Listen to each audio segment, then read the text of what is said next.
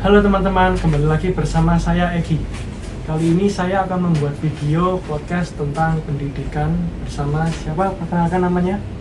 Halo teman-teman, perkenalkan nama saya Wahyu Aji. Saya berasal dari Banyu Biru dan bersekolah di SMK Telekomunikasi.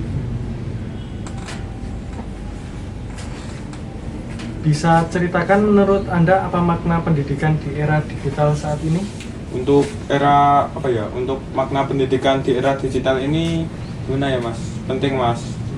Soalnya di era digital ini banyak perkembangan Mas, misal di AI, terus di teknologi. Nah, jadi kita tuh pendidikan harus diutamakan Mas. Soalnya gimana ya? Kalau kita nggak ngutamain pendidikan tuh kita bakal tertinggal Mas dari orang-orang yang lain.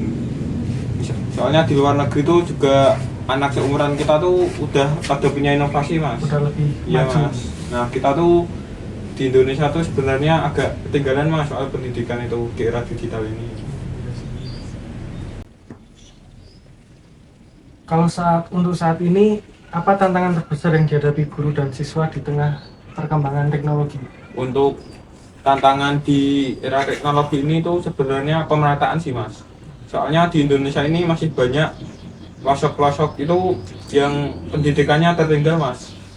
Kurang teknologi seperti di daerah Papua, daerah timur, pelosok-pelosok tuh gimana ya Mas, sekolah aja pun masih seadanya Mas. Masih susah. Iya masih susah, bahkan untuk teknologi listrik tuh masih ada yang belum pakai Mas. Nah tantangannya tuh pemerataannya Mas, misal di Jawa atau di pulau di daerah-daerah sini tuh udah berbasis komputer, udah sekolahnya udah pada bagus. Nah di daerah pelosok tuh masih pada ketinggalan Mas soal teknologi itu. Karena susah mendapatkannya. Ya Mas, susah aksesnya, susah Mas, pemerataannya Mas yang utama tuh. Menurut Masnya, teknologi bisa menggantikan peran guru atau tidak? Kalau menurut saya tuh bisa Mas, tapi nggak mungkin sepenuhnya Mas. Soalnya gimana? Teknologi itu yang bikin juga dari manusia kan Mas. Nah, manusia tuh juga pasti butuh guru Mas buat bikin teknologi itu. Jadi kesimpulannya bisa tapi nggak sepenuhnya Mas bisa menggantikan. Masih harus dalam di bawah kendali manusia juga Mas. Gitu. Berarti itu walau ada teknologi baru, guru tidak bisa digantikan. Ya, nggak bisa Mas sebenarnya. Soalnya gimana ya Mas, teknologi itu ibaratnya di bawah manusia Mas, tetap Mas. Apakah menurut Masnya, bagaimana cara orang tua bisa ikut berperan mendampingi anak belajar di era digital ini? Untuk pengawasan dari orang tua sih itu Mas, mengawasi anaknya dalam menggunakan teknologi Mas. Soalnya tuh di era sekarang teknologi itu bebas banget Mas. Seperti pergaulan, terus yang kriminal-kriminal itu di sosmed tuh bebas banget Mas. Jadi orang tua tuh harus bisa ketat mengawasi Mas, bisa pintar-pintar mengawasi anaknya. Soalnya kalau sampai anaknya itu salah dalam memilih teknologi atau memilih pergaulan di sosmed itu bisa bahaya banget Mas buat kedepannya. Tuh. Karena mau mengakses apa saja gampang Ya ya Mas. di era sekarang. Sekarang tuh gampang banget Mas era judi atau video-video yang dewasa tuh gampang banget Mas buat aksesnya. Jadi orang tua tuh kalau bisa harus pintar-pintar ngawasi anaknya. Penting lah ya. Ya penting banget Mas. Kalau menurut Anda, apa keterampilan yang paling penting dipelajari siswa buat masa depan esok? Untuk keterampilan sih Mas, inovasi, terus SDM-nya Mas, seperti minat baca di Indonesia tuh masih kurang Mas, minat bacanya tuh terendah Mas di Asia tuh. Kalau bisa tuh kita tingkatkan keterampilan membaca, keterampilan Mas,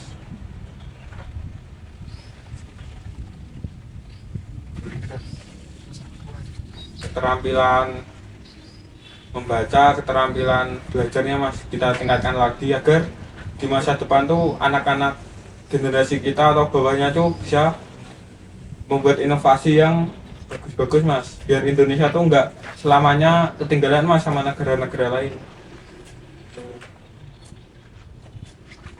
Bagaimana sekolah bisa beradaptasi agar tidak tertinggal dengan perkembangan teknologi? Untuk sekolah tuh kalau bisa harus selalu mengikuti perkembangan teknologi mas. Sekarang kan basisnya seperti AI terus komputer. Nah sekolah tuh harus bisa ngikuti itu mas, misal ujian harus pakai komputer atau era apa ya, atau metode pembelajarannya mas, yang nggak harus apa ya, nggak harus kayak yang lama dulu mas. Soalnya anak-anak sekarang tuh butuh yang baru mas, mesti mas. Kalau pakai metode lama tuh mesti bosan mas belajarnya. Misal buat nerangin materi itu, kalau dulu kan cuma pakai papan tulis lah gitu ditulis. Kalau sekarang tuh mesti pada bosan mas kalau lihat gitu. Nah bisa menggunakan PPT, terus PPT-nya dibuat semenarik mungkin mas. Jadi tuh metode pembelajarannya bisa dibikin kayak bermain loh mas. Iya. Nah biar kita tuh atau apa ya, anak-anak sekolah tuh nggak bosan mas buat belajar tuh. Karena ada perkembangan itu ya. Iya. Bagaimana peran media digital, internet, aplikasi belajar AI dalam membantu belajar? Ya, untuk AI atau sosmed lainnya tuh bisa kita gunakan untuk informasi mas sebenarnya. Misal buat nyari-nyari materi lah, buat nyari informasi tentang pembelajaran, nah gitu mas gunanya. Kalau menurut masnya, untuk era digital sekarang seperti AI dan yang lain-lain itu sangat menguntungkan atau tidak? Gimana ya mas, kalau bagi saya sih menguntungkan mas, tapi juga ada merugikannya mas. Kalau dari segi menguntungkan tuh kita bisa lebih mudah untuk mencari informasi atau mengakses informasi mas. Ya. Misal dulu tuh kita harus beli buku buat belajar materi atau buat nyari informasi. Nah kalau di era digital tuh kita bisa pakai AI mas buat cari informasi. Kita bisa pakai AI buat cari informasi mas. Misal kita cuma ketik perintah carikan apa lah, langsung muncul mas. Jadi lebih gampang. Kalau untuk segi merugikannya sih itu mas, kita jadi malas mas buat ngapa-ngapain mas. Soalnya kita udah digampangin pakai AI itu mas. Apalagi sekarang baca buku juga malas. Ya gitu mas. Kalau ruginya di situ. Untuk sekarang ini kan daftar sekolah susah. Ya. Kalau dampak zonasi itu apa ya? Untuk dampak zonasi itu sebenarnya gimana ya mas? Untuk tujuannya tuh sebenarnya bagus mas. Pemerintah tuh bikin zonasi agar semua sekolah tuh siswanya merata mas. Kalau sebelumnya kan sebelum ada zonasi itu kan banyak sekolah yang kurang mas buat dapat siswa. Ya. Siswa tuh pada lari ke sekolah favorit gitu. Nah sekolah yang bisa dibilang kurang tuh pada sepi mas peminatnya. Nah untuk tujuan zonasi itu biar merata, biar semua sekolah tuh imbang mas masuk siswanya. Nah tapi itu untuk apa ya, untuk dampaknya tuh pada siswa mas. Jadi siswa tuh jadi susah buat milih sekolah yang bagus atau buat nyari yang favorit mas. Jadi itu kita ya udah, kalau nggak masuk zonasi itu kita bakal susah mas buat masuk ke sekolah itu. Paling kita bisa masuk yang rumah sama sekolah tuh masuk zonasi kita tuh. Kalau untuk saat ini bagaimana cara sekolah menanamkan nilai toleransi dan keberagaman sejak dini? Seperti Untuk bullying.